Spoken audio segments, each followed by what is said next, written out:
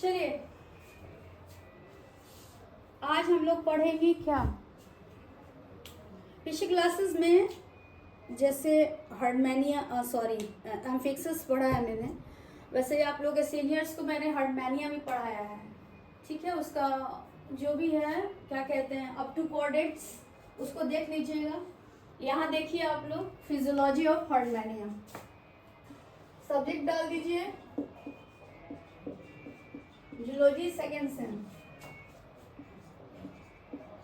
Zoology second same.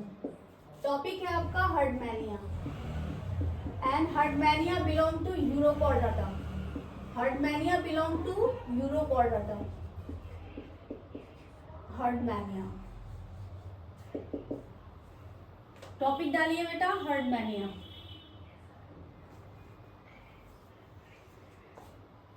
या Taufiq you can ask. Neeva पूछिए बेटा। Golu good morning. Bittu good morning. Raj good morning.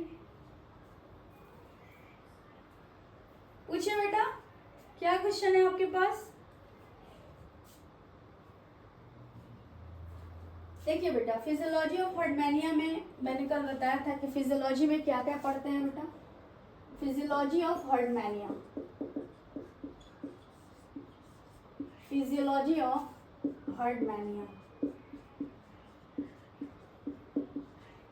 हर्डमैनिया क्या है बेटा? यूरोकॉर्डाटा। यूरोकॉर्डाटा ठीक है।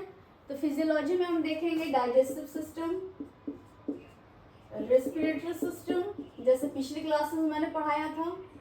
उसके बाद सर्कुलेटरी सिस्टम, उसके बाद एक्सक्रीटरी सिस्टम, उसके बाद नर्वस सिस्टम और लास्ट में हम पढ़ेंगे रिप्रोडक्टिव सिस्टम। ये तो सब समझ में आ रहा है आप लोग को। Digestive system, respiratory system, circulatory system, excretory system, nervous system and reproductive system. Physiology में हमको इतना ही पढ़ना है। ठीक है,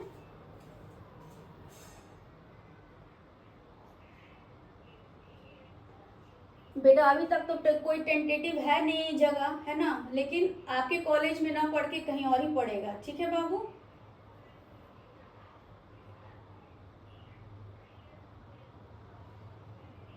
No, isn't any problem Niva, it's okay.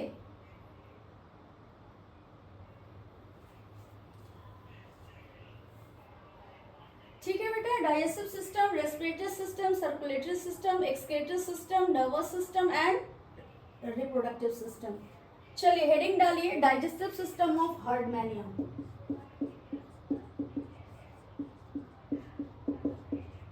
Digestive system of हर्डमैनिया।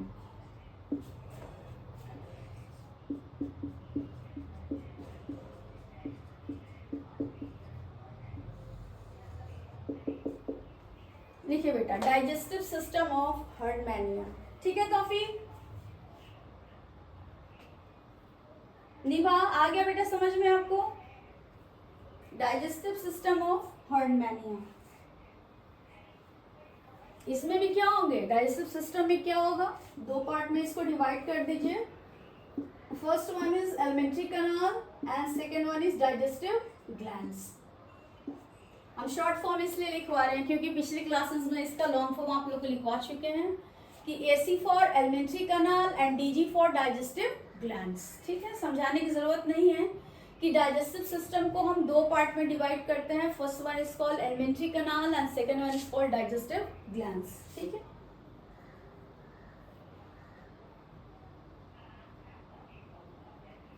चलिए एलिमेंट्री कैनाल से शुरू कीजिए लिखना।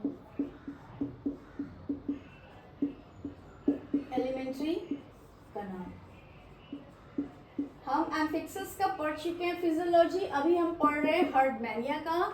And Herdmania belong from Urochordata. Herdmania belong from Urochordata. ठीक है बेटा, तो एलिमेंट्री कैनाल में देखते हैं कि एलिमेंट्री कैनाल कैसा है। एम्फिक्सिस का ट्यूब लाइक था, लेकिन इसका alimentary canal coiled structure. Coiled structure इसका एलिमेंट्री कैनाल कैसा है, कॉइल्ड है, जस्ट लाइक दिस। और एम्फिक्सिस का कैसे था, ट्यूब लाइक। लिख लीजिए Alimentary canal is coiled structure. जाहिर सी बात है, कहाँ से शुरू होता है? Start from mouth, start from mouth, start from mouth and and with anus, and and with anus. कहाँ से शुरू होता है? माउथ से शुरू होगा और एनस पे जाके खत्म हो जाएगा. Start from mouth and and with anus. Alimentary canal is a coiled structure and start from mouth and end with anus. मुंह से शुरू होता है और anus से जाके खत्म हो जाता है. ठीक है, तो शुरू करते हैं mouth. Mouth of Herdmania, mouth of Herdmania. लिखिए, हेडिंग डालिए, माउथ, माउथ ऑफ हर्डमैनिया. या लेगा. ठीक है बेटा. Rawat, good morning. ठीक है बाबू. माउथ कहता है कि ये कैसा अपर्चर है? It is a branchial aperture. It is a branchial aperture. It is a branchial aperture. ये कैसा अपर्चर है? कैसा गुहा है? तो it is a branchial aperture. It is a branchial aperture, यानी कि ये एक ब्रैंकियल छिद्र जैसा होता है. यह एक ब्रैंकियल छिद्र जैसा होता है. ठीक है, which is situated upper part of bronchus, which is situated upper part of bronchus. इसलिए हम इसको क्या कहते हैं? Branchial aperture. It is situated at the upper part of bronchus, या इसको हम कह सकते हैं ब्रोंकियल सिफोन. यहाँ इसका क्या नाम दिया गया बेटा? Bronchial chiffon.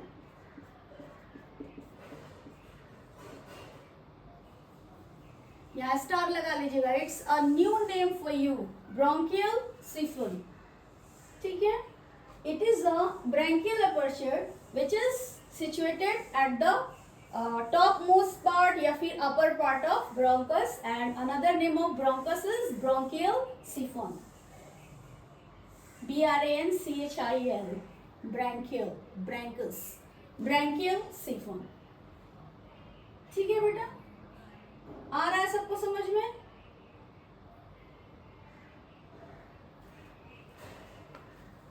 It has 4 lips. इनमें कितने लिप्स पाए जाते हैं? तो 4 लिप्स पाए जाते हैं. It has 4 lips.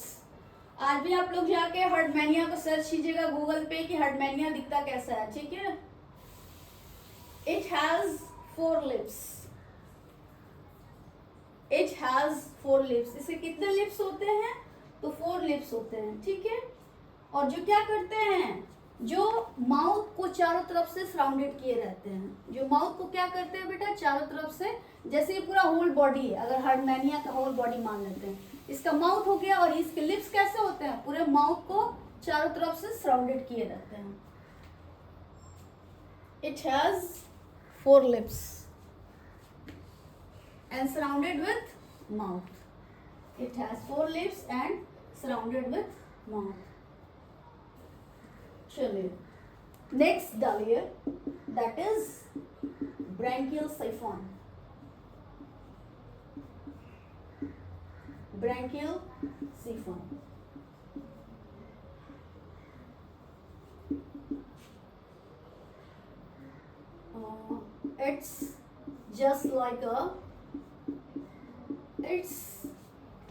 It's just like a buccal cavity.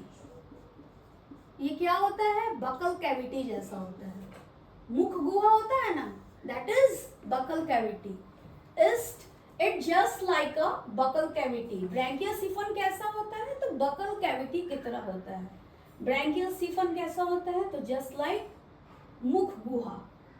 ठीक है, another name of branchial siphon is stomodaeum. Stomodaeum, DEEUM.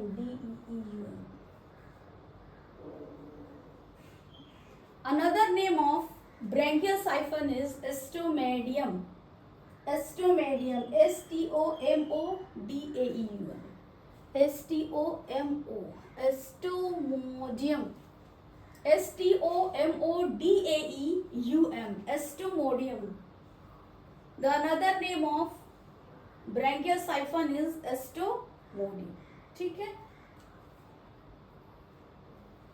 The another name of branchial siphon is एस्टोमोडियम. Well, कैसा होता है? It is a tubular structure. It is a tubular cavity. ये cavity कैसी होती है? तो ट्यूबुलर होती है. It is a tubular cavity. It is a tubular cavity. ये कैविटी कैसी होती है? तो ट्यूबुलर होती है. ठीक है. It is a tubular cavity and made up of ectoderm. Made up of ectoderm. Made up of ectoderm. Made up of ectoderm. किस चीज का बना होता है? तो ectoderm का बना होता है. Made up of ectoderm. It is a tubular cavity made up of ectoderm. ठीक है. चलिए ऊपर का मिटा देते हैं. इसमें टेंटिकल्स भी पाए जाते हैं. ठीक है. अराउंड 64. बहुत ज्यादा टेंटिकल्स रहते हैं इसमें. अराउंड 64. लिख ही लीजिए. माउथ की बात कर रहे हैं तो टेंटिकल्स भी होगा, है ना. लिख लीजिए बेटा. अराउंड 64. तो कहाँ पाया जाता है? ब्रैंकियल साइफन के पास. तो हम कह सकते हैं कि branchial around 64 branchial tentacles, TENTCLES, tentacles are present. Around 64 branchial tentacles are present. Around 64 branchial tentacles are present. ठीक है. Around 64 branchial tentacles are present. Well, अब हार्डमैनिया का हम देखेंगे फेरिंग्स. नेक्स्ट देखिए, दैट इज फेरिंग्स. माउथ के बाद ब्रैंकियल साइफन और ब्रैंकियल साइफन के बाद pharynx. It's also a respiratory organ, but elementary कनाल के रास्ते में ही आता है फेरिंग्स भी, इसलिए हम इसको दोनों में इंक्लूड कर देते हैं. ठीक है. तो फेरिंग्स क्या है? तो it is a large part of the body. It is large part of the body. सबसे बड़ा अगर कोई ऑर्गन है हार्डमैनिया में तो that is pharynx. It is a large part of the body. ये शरीर का सबसे बड़ा पार्ट होता है. ठीक है बेटा. It is large part of the body. Nibha, can you guide me about PG courses ma'am please. Nibha, पहले बेटा आप कर लीजिए अपना यूजी कोर्सेज, उसके बाद पीजी कोर्सेज के लिए मैं हूँ ना. ठीक है. Neha, good morning. It is a large part of the body. ठीक है. फेरिंग्स क्या होता है? बॉडी का सबसे लार्ज पार्ट है और इसी में अदर सारी जोन्स रहते हैं. जैसे हम कह सकते हैं कि इसमें प्री ब्रैंकियल जोन पाए जाते हैं ना. प्री ब्रैंकियल जोन क्योंकि बहुत बड़ा पार्ट है ये, तो प्री ब्रैंकियल जोन. और भी होते हैं ब्रैंकियल जोन, ब्रैंकियल जोन. ठीक है.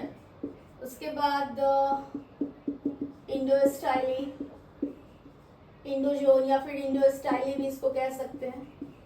इंडोस्टाइल्स etc. ठीक है. This all are part of pharynx. Endostyle, dorsal lamina, ये सारे फेरिंग्स में पाए जाते हैं. ठीक है.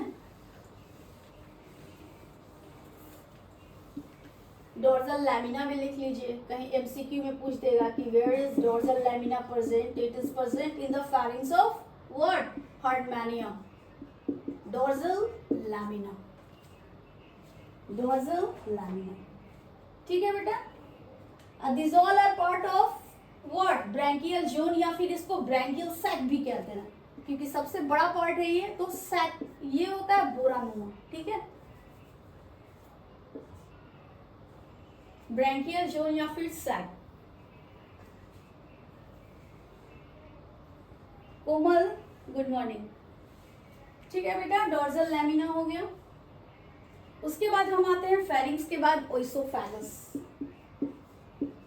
ओइसोफैगस,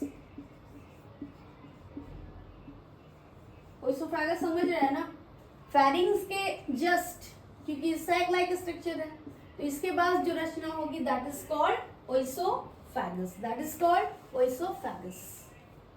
ओइसोफैगस को हिंदी में हम ग्रास नली भी कहते हैं। ठीक है, ग्रास नली, जहां से खाना अंदर जाता है ना बेटा, ग्रास नली।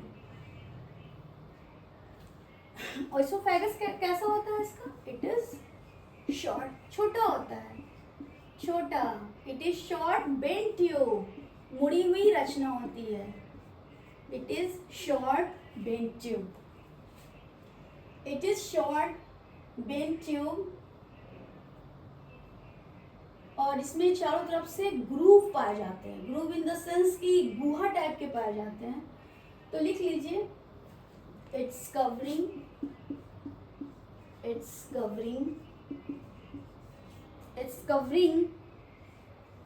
contain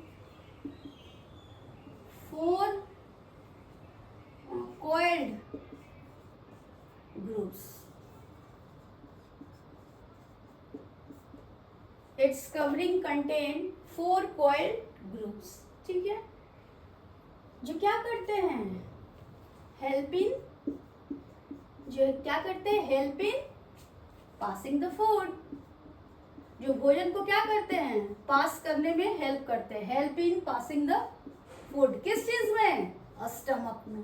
ठीक है, ओइसोफैगस से डायरेक्ट खाना कहाँ जाएगा, स्टमक में जाएगा। ठीक है, लिखना है तो लिख लीजिए, food into stomach, food into stomach, जो क्या करते हैं, खाना को ओइसोफैगस से स्टमक में पास करने के लिए हेल्प करते हैं, passing the food into stomach. क्योंकि हम नेक्स्ट क्या पढ़ेंगे, पेट पढ़ेंगे, हार्डमैनिया का पेट कैसा होता है। ठीक है बेटा, तो help in passing the food into stomach. अब लिखिए, स्टमक यानी कि पेट, हार्डमैनिया का पेट कैसा होता है, हार्डमैनिया का पेट कैसा होता है, तो ओइसोफैगस के बाद just it is broader than oesophagus, it is broader, चौड़ा होता है, it is broader than oesophagus. ये ओइसोफैगस से क्या होता है, चौड़ा होता है, it is broader than oesophagus, यह ओइसोफैगस से चौड़ा होता है। ठीक है बेटा, आ रहा है सबको समझ में?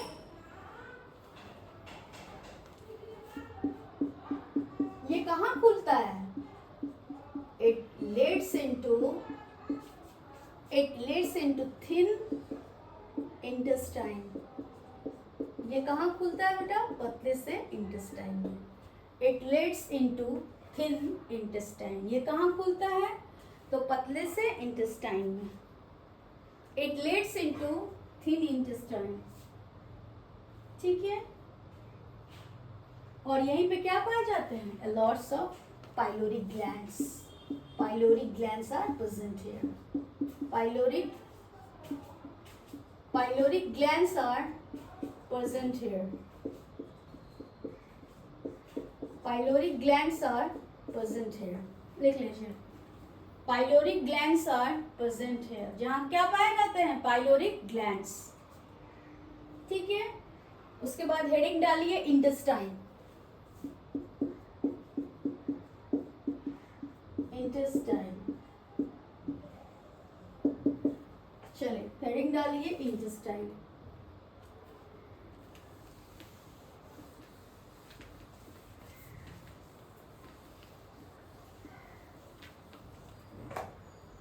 चलिए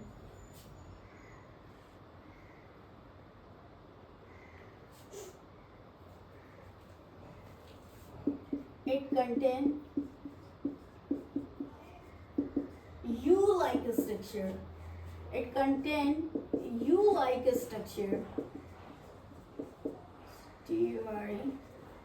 It contain U-like structure. That is क्या कहलाता है? That is called limbs. It contain U-like structure. That is called limbs. It contain U-like structure that is called limbs. और यहीं पे क्या खुलता है? एनस के थ्रू क्लोका में खुलता है. It opens into खुलता है कहाँ? Anus.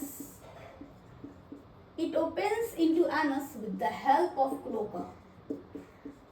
With the help of cloaca. देख लीजिए. It opens into anus with the help of cloaca. C-L-O-A-C-A. Cloaca is the organ. C-L-O-A-C-A. Cloaca is the organ which is found in intestine of Herdmania. Cloaca is the structure which is found in intestine of Herdmania. या यूँ कह सकते हैं कि पाचन ग्रंथि में पाए जाते हैं हार्डमैनिया के. That is cloaca.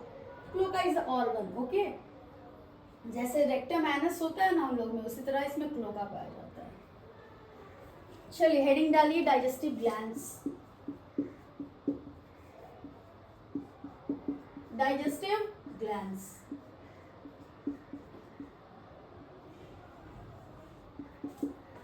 हेडिंग डालिए digestive glands.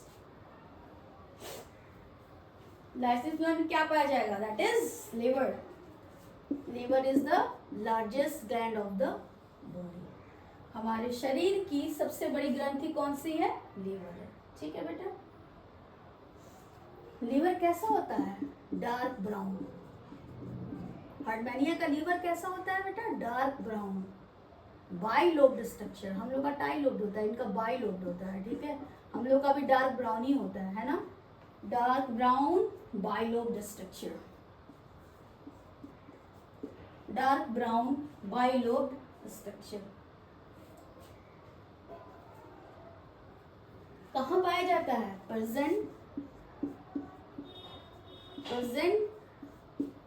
Against the stomach. Against the stomach के सामने. Against the stomach. पेट के जस्ट सामने पाया जाता है. That is liver. हम लोग की तरह. ठीक है ना. Dark brown bilobed structure present against the stomach. कहाँ पाया जाता है? स्टमक के जस्ट सामने. इसमें कितने पाया जाता है? हिपैटिक डक्ट्स अराउंड 1 और 12. 1 से 11 से 12 है ना. 11 से 12 hepatic ducts are found. Hepatic ducts are found in liver. ठीक है.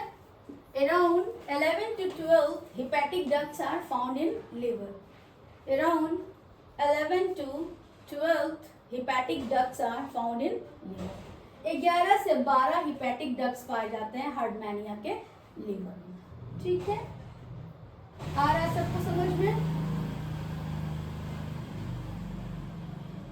और जो हार्डमैनिया अपना खाना बनाता है, जो हार्डमैनिया अपना स्टार्च का फॉर्मेशन कर रहा है. स्टार्च क्या है? इसका स्टोरेज फूड है. स्टार्च क्या है? स्टोरेज फूड ही है ना.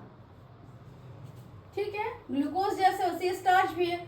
तो ये स्टोरेज फूड कहाँ स्टोर होता है? हार्डमैनिया के लीवर एंड स्टमक में. Store in liver and stomach. ठीक है, store in liver and stomach. Store in liver and stomach. चलिए नेक्स्ट हेडिंग डालिए पाइलोरी ग्लैंड्स, क्योंकि वो भी ग्लैंड है ना, डाइजेस्टिव ग्लैंड ही है। Pylori glands, pyloric glands.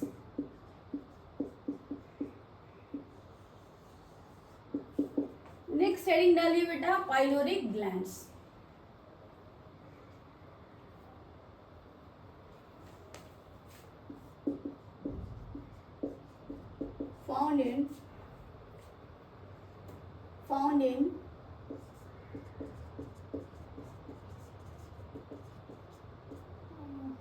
found in posterior part of stomach। कहाँ पाया जाता है?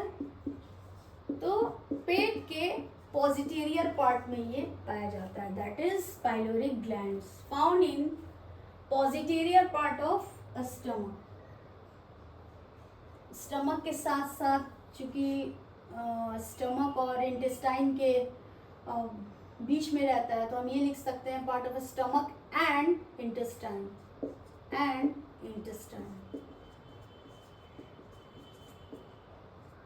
ठीक है बेटा, लिख लीजिए। Found in posterior part of stomach and intestine.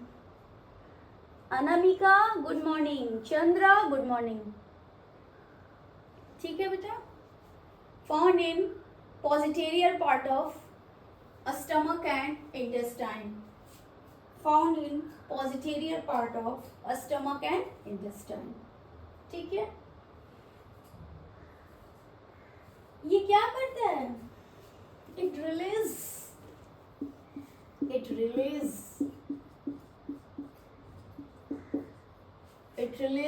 pancreatic secretion।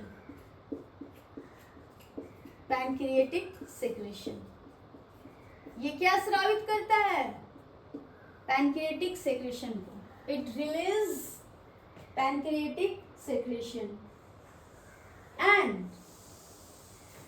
and also serve as excretory organ, and also serve as excretory organ। तो pylori gland, sorry excretory organ, तो पाइलोरी ग्लैंड जो है वो कहीं ना कहीं डाइजेस्टिव ग्लैंड की तरह भी काम कर रहा है और एक्सक्रीटरी ऑर्गन की तरह भी काम कर रहा है। इसका ड्यूल नेचर है, ठीक है। इसका नेचर कैसा है? ड्यूल है, दोहरा ये भूमिका निभा रहा है। एक तो पैनक्रिएटिक सिक्रेशन को रिलीज भी कर रहा है और दूसरा ये act as a excretory organ, ठीक है।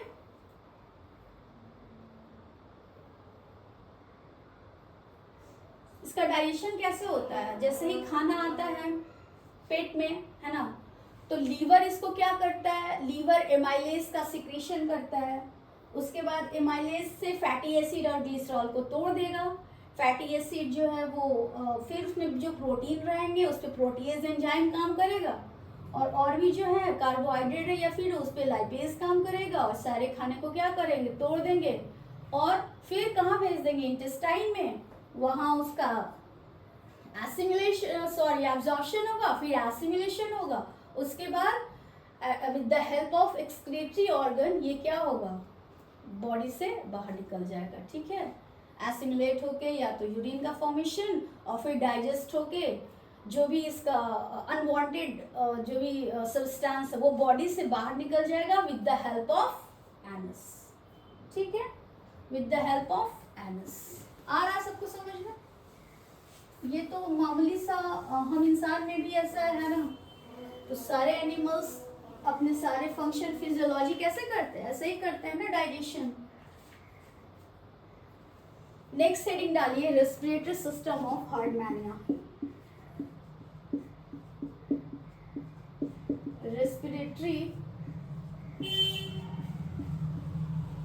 Respiratory system of Herdmania. और ऑलरेडी मैंने बताया है हार्डमैनिया कि रेस्पिरेशन ये कहाँ से करते हैं? With the help of pharynx, with the help of pharynx। देख लीजिए, with the help of pharynx। Rukhsar good morning. Respiratory system of Herdmania में with the help of pharynx ये क्या करते हैं, अपना रेस्पिरेशन करते हैं, ठीक है। ये जो फेरिंग्स होता है वो हाईली वैस्कुलर स्ट्रक्चर होता है। कैसा स्ट्रक्चर है, highly vascular structure, highly vascular structure, highly, इसमें बहुत सारे वेजल्स पाए जाते हैं, इसलिए हम इनको क्या कहते हैं, highly vascular structure. It is a highly vascular structure, ठीक है। इसमें क्या पाए जाते हैं, इंटरनल फोल्डिंग्स पाए जाते हैं। इसमें ऐसे क्या पाए जाते हैं, इंटरनल फोल्डिंग्स पाए जाते हैं, जो क्या करते हैं, इंक्रीज करते हैं उस सरफेस एरिया को। It's not a mitochondria but ऐसे फोल्डिंग्स पाए जाते हैं, ठीक है। ये माइटोकॉन्ड्रिया नहीं है, ठीक है। It is a highly vascular structure और फिंगर लाइक प्रोजेक्शंस पाए जाते हैं फेरिंग्स में, जो क्या करते हैं, ऑक्सीजन को इजीली सरफेस एरिया को इंक्रीज करके ऑक्सीजन को एब्जॉर्ब करते हैं और CO2 को एक्सेल करते हैं, ठीक है। आ रहा है सबको समझ में। इसमें वेजल्स भी पाए जाते हैं और कहीं ना कहीं क्या पाए जाते हैं, वैस्कुलर एम्पुली भी पाए जाते हैं। जैसे हमारे लंग्स में एल्व्यूली पाई जाती है, तो इनमें क्या पाई जाती है, लिख ही लीजिए, लिखिए लीजिए, several vascular ampullae present here, vascular ampullae present here। इनमें वैस्कुलर एम्पुली भी उपस्थित रहता है, इनमें कुछ मात्रा में वैस्कुलर एम्पुली भी उपस्थित रहता है, ठीक है। वैस्कुलर एम्पुली का हिंदी होता है वैस्कुलर संवहनी एम्पुली, एम्पुला या एम्पुली, ठीक है। Singular plural as you wish, जो आपको लिखना है लिख लीजिएगा। सिंगुलर रहेगा तो एम्पुला, क्योंकि ढेर सारे हैं तो एम्पुला लिख के हमने यहाँ क्या लिख दिया, एम्पुले लिख दिया, ठीक है। Several vascular ampullae are present here. Shaista वालेकुम अस्सलाम, कहाँ थी बाबू। Several vascular ampullae present here, ठीक है। कल हम पढ़ेंगे, कल तो नहीं पढ़ेंगे क्योंकि कल आप लोग का प्रैक्टिकल है ना। तो कल मिलते हैं इंशाल्लाह, आप लोग से मुलाकात होगी सबसे। आइए सब कोई कॉलेज, है ना। कल का क्लास आपका ऑफ रहेगा क्योंकि कल प्रैक्टिकल है आप लोग का। मिलते हैं फिर नेक्स्ट डे, यानी कि सैटरडे को हम नेक्स्ट क्लास लेंगे आप लोग का, ठीक है। तब तक के लिए अपना ख्याल रखिए। Bye bye all of you.